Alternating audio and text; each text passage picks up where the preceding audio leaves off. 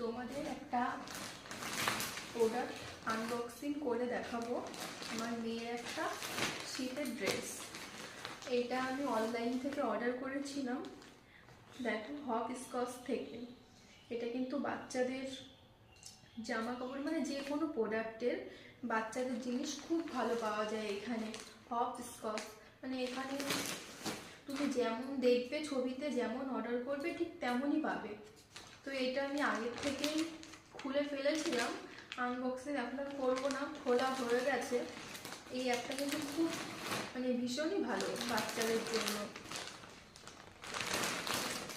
ড্রেসটা দেখাচ্ছি তোমাদের, দেখো বুঝতে পারবে যে কতটা সুন্দর।